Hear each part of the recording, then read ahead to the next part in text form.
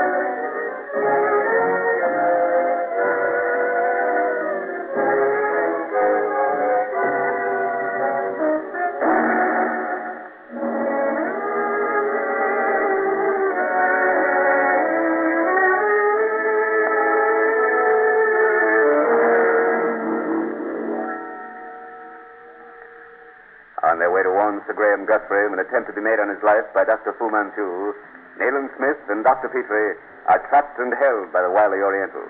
Through the help of Karamaneh, the Eurasian slave, they escape, and in a desperate race with death, arrive at Sir Graham's London hotel barely in time to warn him of his impending danger. Nayland Smith's warning is interrupted by the striking of the half hour past midnight, the time set by Fu Manchu for Sir Graham's death. It is followed by the weird call of fever. Cautioning Dr. Petrie and Sir Graham to silence, Nayland Smith opens the window and looks out. As he does so, he utters a strange, choked cry. He's going, Guthrie. Hold him! Take him inside. Light, Guthrie, light. Nayland, are you all right? Great heavens. Look, here around his throat. Now, nice, quick. Here, get that rope off. He's choking. Good heavens. He had presence of mind enough to find his gun and shoot. You must have got the fellow, too. He saw him fall. Yes, they were on the roof. Petrie, what? What, Sir Graham? Hurry. Unlock the door and get Williams, the house detective, in here. Right, Doctor. Williams, come in. That cry, Sir Graham. Did you shoot? No. Get over there and help Dr. Petrie. Is he bad hurt, sir? Yeah. Here, water, Petrie. Thanks. Take this, Nayland. Just a sip. There. You'll be all right directly. This roof. Silk. Where did you... You tried to get him from the roof. Great Scott. And that was meant for me. All right, Petrie, old boy. I'm all right. Oh, a close thing, that, Mr. Smith. Devilish close. It was indeed. Thanks to you and Petrie. Well, we'll go down now to the courtyard. I want to have a look at the fellow. You come along if you wish, Sir Graham. You're safe. For tonight, at least. Well, Petrie, what do you think of that? The mark of Kali, there on his forehead. The man was a fancier, a religious strangler. My unexpected resistance led the fellow to bungle the rope. You saw how it was fastened about my throat? That was unscientific. So I thought. True methods practiced by the stranglers operating in Burma was quite different. Yes. They threw the line about the victim's neck and jerked him from the window. And of course, a man leaning from an open window would naturally be unbalanced. It would require only a slight jerk to pitch him forward. In Burma, no loop was used, but a running line. As the victim fell, the line remained in the strangler's hand. No clue, you see. That's why everyone, including yourself, Sir Graham, was misled. You saved my life, Inspector. You'd come 5 minutes later. But we didn't, Sir Graham. By Jove, I might have chosen my room especially for the business. The fellow slipped in late this evening. You, Williams, thought you saw him, didn't you? Well, perhaps I did. I had nothing to base my suspicions on, but I understand, Williams. But when did you first get the premonition? I was standing at the head of the stairs in the lobby. The party was coming up, 2 ladies and 2 men. Mm-hmm. Something seemed to be crawling along behind them, but when they passed me, there was nothing there. I couldn't be sure. I know. Those fellows are as elusive as shadows. It's positively uncanny how they're able to get about. But, Nathan, what is the motive of the call? Partly religious and partly to awaken their victims. Now, don't ask me how Fu Manchu has gained power over the fancy girl. That man has secret knowledge of things that so far we know absolutely nothing. And yet at last we're beginning to score. Aye. But your victory took you close to death tonight, my friend. I owe my life to you, Petrie. Once to your strength of arm, and once because Karamaneh... Don't speak of her, Nayland. Fu Manchu may have discovered the part you played tonight. In which event? Heaven help her.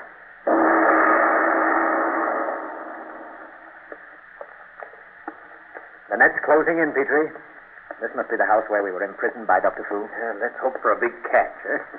Yes. At last we're narrowing down the resources of Dr. Fu. I can hardly hope to capture him, but at least we can destroy his stronghold, and this certainly must be one. But can we be sure, Nayland? Well, on Weymouth's map, we circled a tract of country cut by the Thames, with Windsor for its center. Within that circle must be the house we escaped from last night. Of course. Weymouth and his men surrounded the place. Yes, this must be it, Petrie. It was made for Fu Manchu's work. See? An old mansion in extensive walled-in grounds. Why, Petrie, look there. A gypsy caravan. That old woman on the steps. Little help she'd be. Weymouth and his men should be close on the house by now. Nevertheless, I want to speak to her. Maybe she has seen. I say there. Come here, will you? What will you, Master? You talk to her, Nayland. I'm going on. I'll be along presently. Oh, have you by any chance seen... Oh, I say. Oh. Petrie, come back here, quick. What is it, Nayland? Never mind me, Petrie. Catch that fellow behind the wagon. After him. Don't let him escape. It's a decoy. What? Oh. There, my dear. There's no use struggling. Oh, let me go. I know nothing. Nothing. Oh, no, of course not. But this time, young lady, I've caught you, not Petrie. Well, the fellow got away, Nayland. Got away? Where did he go? Well, since he seemed to possess the attributes of a fish, I couldn't say. He tricked you. What's that you have in your hand? Oh, it's a knife. Someone threw it and barely missed my head. Why, of course. He was in the water, not 3 yards from where you stood. You must have seen him. Was there nothing visible on the water? Only a wild fowl, nothing else. Oh, a wild fowl. That's an old trick, Petrie. What you saw was a decoy. The man's head was concealed in that wild fowl. The moment you turned your back, he stood up and threw his knife. Well, it's useless to look now. He's made good his escape. Well, I'm certainly not familiar with all the tricks of these murderous friends of yours. But why the devil are you hanging on to this old gypsy woman? Gypsy woman? Use your eyes, man. Here, watch. Oh, wait. Karamaneh. And the wet sponge will do the rest.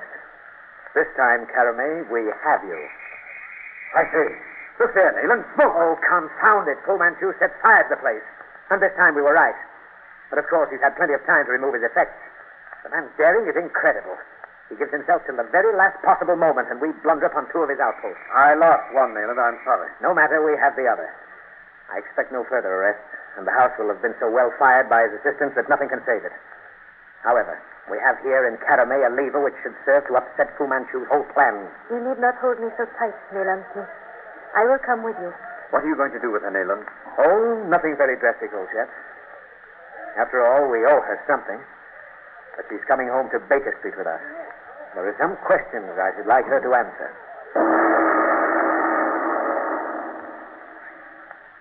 The Karamaneh. The man who was with you outside that caravan was in Burma until quite recently. He murdered a fisherman some 30 miles above Prome just 3 months ago. The British resident had placed 1,000 rupees on his head.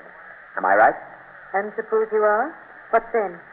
Suppose I place you in the hands of the police, my dear. As you please. The police would learn nothing. No, I suppose not. Karamaneh, you don't belong to the Far East. You may have Eastern blood in your veins, but you are certainly no kin of Fu Manchu. That is true. Will you tell me where to find Fu Manchu? No. Oh, I thought not. Well, I must make out my report, Petrie. Look after the prisoner, will you, old chap? Find out what you can from her. She'll tell you. I'll be in the next room. Why won't you trust us, Karamaneh? No harm can come to you. You have been able to protect those others? Some of them whom he has sought for? You mean that if you speak, Fu Manchu will kill you? Kill me. I do not fear for myself, Dr. Petrie. Then for whom do you fear? When I was seized and sold for a slave, my sister was taken too, and my brother, a child. My sister died in the desert. My brother lived. Ah, it were better if he had died then. What do you mean? You speak of slave raids in the desert. Where did these things take place? Of what country are you? Does it matter? A slave has no country. No name. But you have a name. As Karamaneh or Karamaneh, I was sold to Dr. Fu Manchu, and my brother, too. He has spent a great deal of money to educate us. My brother is all that I have left in the world, and he is in the power of Fu Manchu. Do you understand? It is upon my brother that the blow will fall. You ask me to fight Fu Manchu. You talk of protection. Did your protection save Sir Crichton Davies? I see. You understand now why I cannot disobey Fu Manchu's orders, why I dare not betray him. But he cannot revenge himself upon your brother when you're in no way to blame. We arrested you. You're not here of your own free will. Oh, let me go. He will kill him. I cannot, Karamaneh. Listen. If I tell you where Fu Manchu is to be found alone, will you solemnly promise that you will immediately go to the place where I shall guide you and release my brother, that you will let us both go free? Karamaneh, Nayland Smith has often accused me of weakness where you were concerned. Isn't it my plain duty to put the case before him? Nayland Smith? Oh, you may rest assured he'll look at it fairly. He's honorable, just. I guarantee that if you speak before him, he will agree to your proposal. You are sure? I am. Then call him back. Oh, Nayland, come in, please. Yes, Peter. What is it? I do not think it necessary to explain again, Dr. Petrie. Nayland Smith is a detective. I am sure he found a way to hear what I told you. By Jove. Well, yes. I overheard. And you will help me, my brother? Yes. We agree. We'll let you go the moment you tell us where we can find Fu Manchu. Then listen closely. On the bank, the left bank of the Thames, 5 miles below the mansion that was burned tonight, you will... The dacoits, Petrie. Put out the lights, quick!